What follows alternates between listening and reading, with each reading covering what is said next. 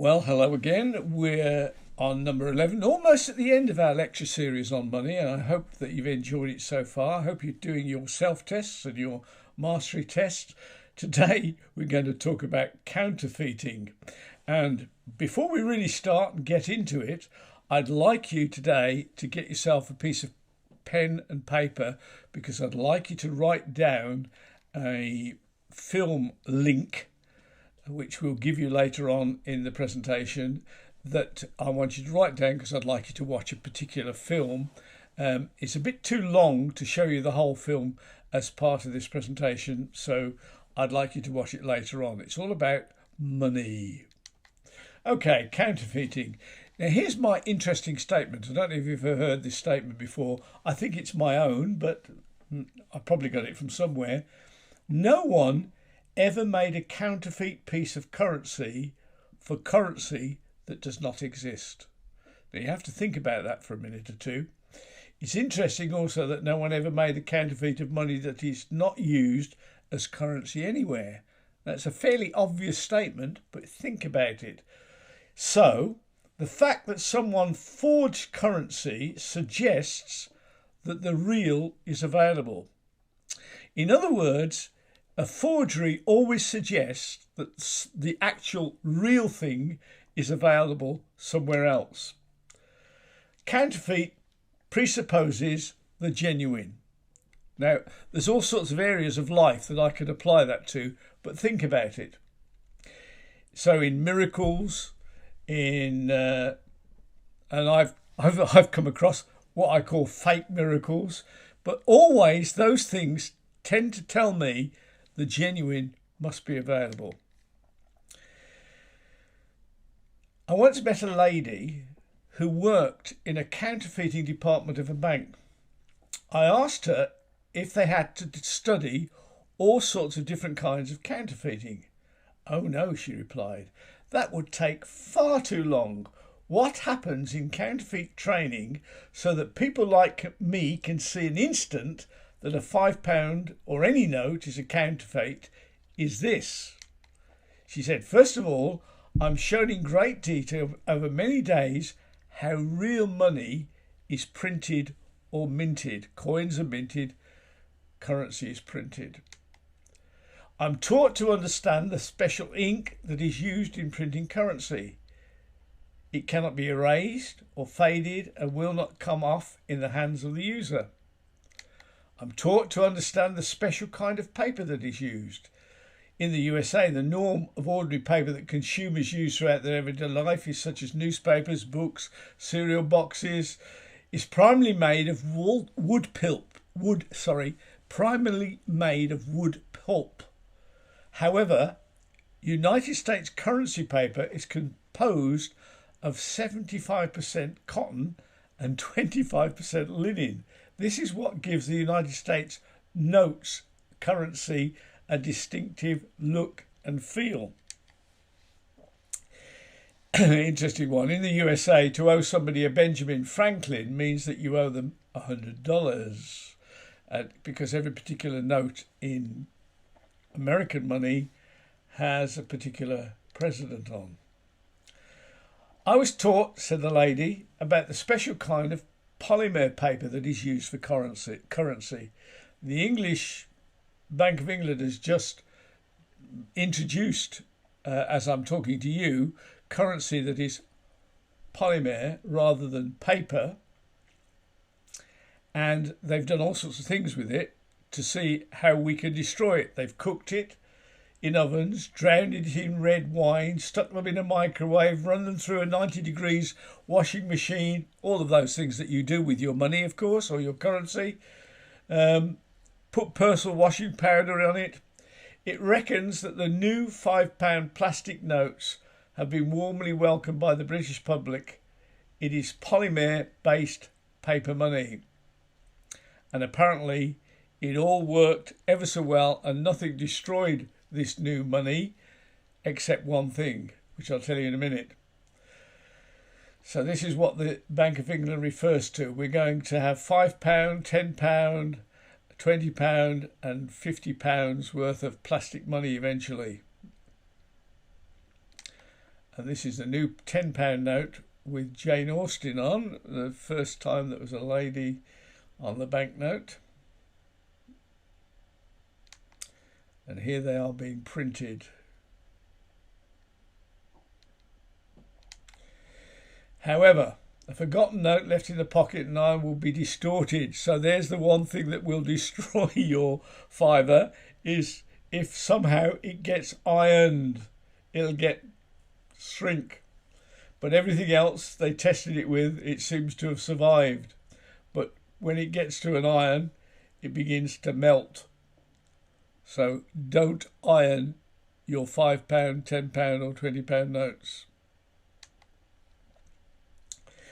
The lady continued to tell me, I know how the watermark is inserted. And the image, that's the thing, when you hold it up to the light, you can see that image. And the lightness and darkness viewed by light is transmitted through the banknote paper. And that makes it harder to forge, harder to counterfeit. When you hold up an American $100 banknote, you hold it up to the light, you can see all sorts of things. You can see those strips, little words printed on different parts of the note that you can hardly read when you're holding the note in your hand. And of course, some of you know that eventually they invented the idea of putting a metal strip inside a piece of paper. It was patented actually right back in 1848. It was another century before the bank put it in the idea into practice, and the idea was to deter criminals from copying bills, but its success has actually been somewhat mixed. The International Banknote Society says the Bank of England issued the first metal strip currency, that's that little metal strip that goes through your currency note, in 1948. When held up to the light, the strip left a black line visible in the note. However, counterfeiters simply drew a black line in the same place, and most people were fooled and took the forged notes. In 1984, the Bank of England produced a £20 note with broken metal threads. Have you ever looked at one of those notes and see those little gaps in the metal thread? Like long dashes, and proclaimed this would be impossible to duplicate. Experts report the counterfeiters used super glue to hold tiny threads of aluminium foil to the bill, and it still got past, and they were successful in their counterfeiting. Governments didn't give up on using security threads after counterfeiters found a workaround. Instead, they improved the system, which sometimes meant switching from metal to plastic strips. So some notes don't have metal strips, they have plastic strips. In 1990, the government started using plastic security threads that, say, for example, in a US $100 bill, in small print on it, it's got little words printed. And although counterfeits discovered that they could duplicate the strip in different ways, they found it very, very difficult to counterfeit the printing on the strip. The other thing the lady said to me is holograms. The hologram is that thing that you hold it up to the light and you can see it. Sometimes it's moving around. That's all to stop counterfeits. Very important, isn't it, this counterfeiting thing? And always the government, the printers of notes are always looking for new ways to actually protect the currency from being forged.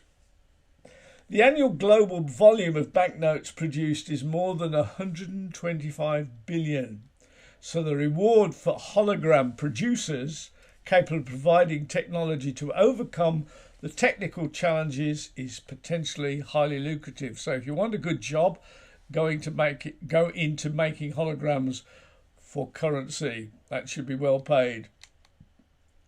In fact, said the lady, I know everything around a real banknote and a coin. So as soon as I pick up a counterfeit banknote, I know it instantly because I really know the real. That's what she told me at the bank. That's a really interesting thing to think about. So if you know the real, sometimes it's much more difficult to fool you with the unreal, the counterfeit. Get to know what is real, and you can often tell what is unreal almost straight away. Here's an interesting one. This is a Hungarian note, but you can see all sorts of things that they've done to try and protect it from counterfeiters.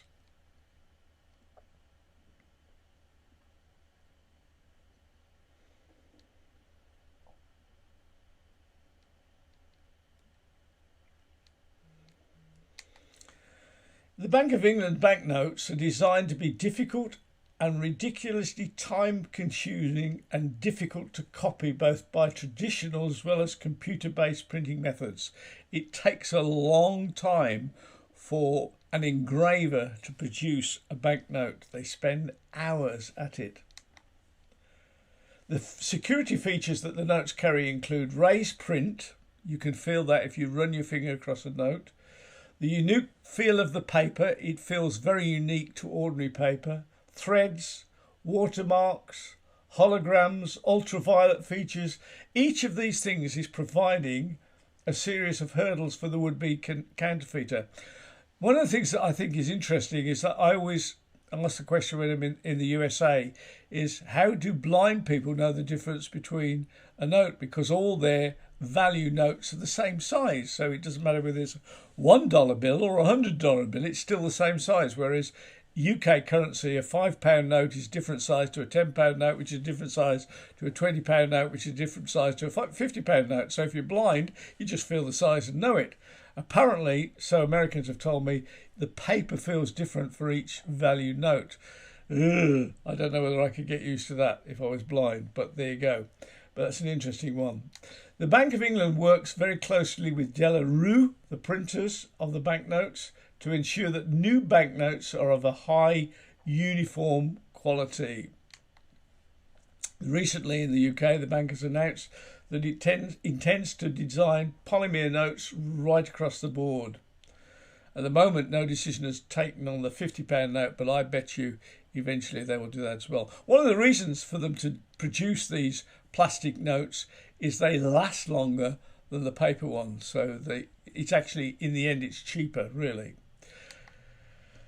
Okay, now, this is the film in a second that I'm going to show you a short clip of, but please take a note of the address of the film because I really would like you to watch the whole film ultimately. So we'll just watch the clip, but I want you to write down that, and we'll put that up on the screen for you so that you can write it down and watch the whole film.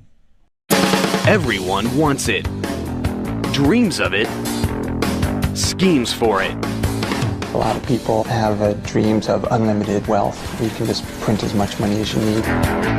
To feed the frenzy, the U.S. government is making it. We use tons of paper, tons of ink a day. Counterfeiters are faking it. We have a problem that is worldwide. It's global. And thieves are taking it. There was an employee who had an artificial leg, and over a period of time would place gold bars in the leg and walk out with them. Uncover the need and greed for green.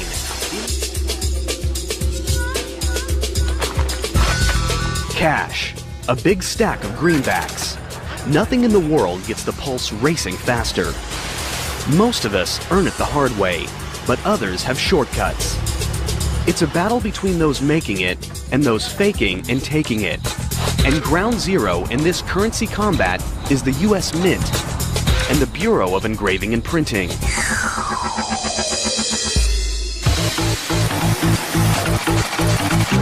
These two branches of the United States Treasury crank out over $650 million worth of bills and coins a day. Combined, these mega money factories employ over 5,000 people and cover millions of square feet, and security is state-of-the-art.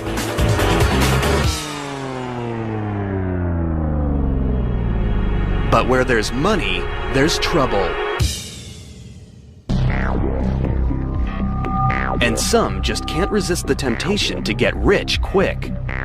One man dreamed up a scheme so outrageous it would go down as one of the biggest, boldest counterfeiting operations in United States history. His name, Wayne Victor Dennis. His goal, to become a multimillionaire, literally overnight. Now, he's about to reveal his secrets on camera for the first time ever. Well, counterfeiting has always been kind kind of a dream way in the back of my mind. I think a lot of people have dreams of unlimited wealth, where you can just print as much money as you need. 1991. Wayne Victor Dennis sets his plan in motion. The first step? It takes money to make money. So Dennis empties his savings accounts and borrows whatever he doesn't have to pull together his target budget of $50,000. Okay, that's a long film. It's about 50 minutes to watch, but really I want to recommend that you do watch it. Now, write this link down. It's a YouTube video, so write it down and get your computer out and watch the whole film. It's fun to watch and really, really interesting. Tells you how money is made and something about counterfeiting as well.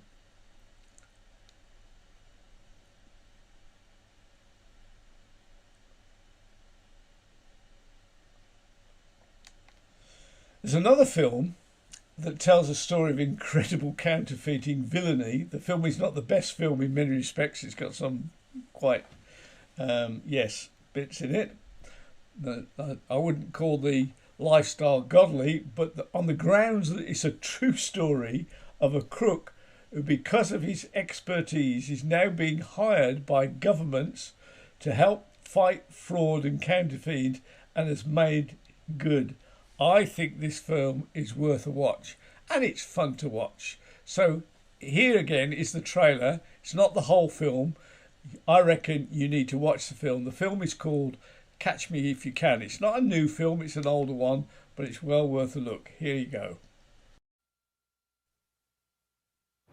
Welcome to Miami Mutual Bank. How may I help you? I'd like to cash this check here, and then I'd like to take you out for a steak dinner. Are you a real life pilot? I sure am, little lady. The jump seat is open. It's been a while since I've done this. Which one's the jump seat again? Dr. Connors to the ER. Dr. Connors to the ER. This is irrefutable evidence that the defendant is lying. Special Agent Hanratty, FBI. Hello, Carl. You're gonna get caught. It's like Vegas. The house always wins. Some nuts flying around the country posing as a pilot, call him the James Bond of the sky. Hello, Pusher.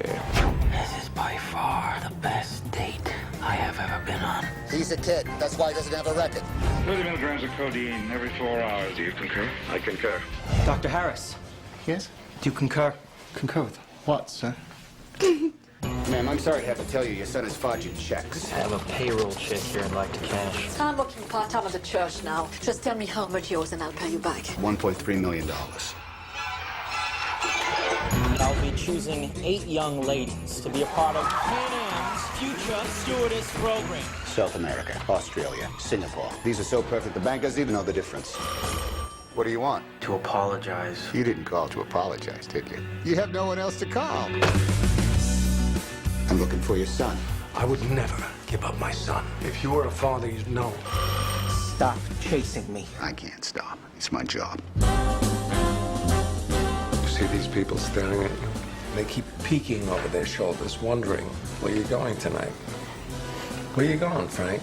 Don't tell me not to fly, I've simply got to. If someone takes a spill, it's me and not you. Don't bring around a cloud of terrain on my parade.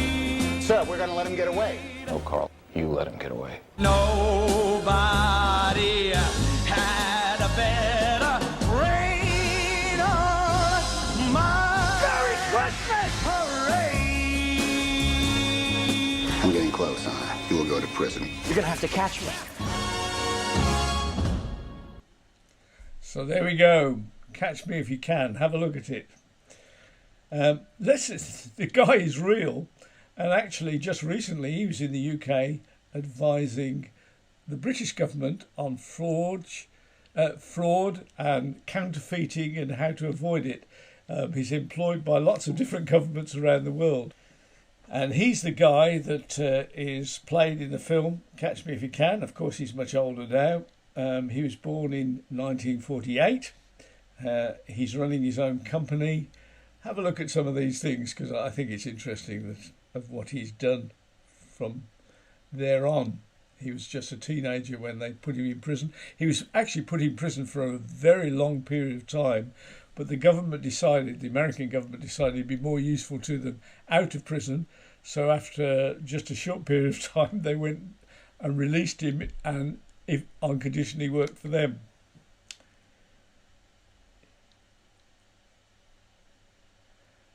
And this is all the things that he was, not only a forger and a counterfeiter, but also an imposter. He pretended to be a medic, a pilot.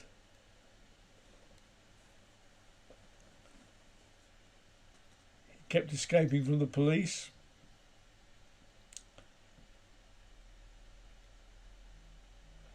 He served less than 5 years of almost a life sentence, and then started to work for the government. He's currently a consultant and lecturer for the FBI Academy and field offices. He also runs Abagnale Associates, a financial fraud consultancy company. His life stories inspired the Academy Award film that we just showed you the trailer of, with Leonardo DiCaprio.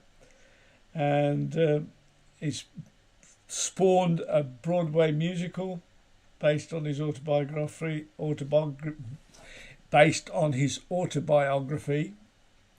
He was recently, as I've just said, in the UK advising the British government. This is his details. That's a picture of the real person rather than the pretend one. Don't forget to have a look at the films. Think about counterfeiting, and remember what I said right at the beginning. A counterfeit suggests that the real is available.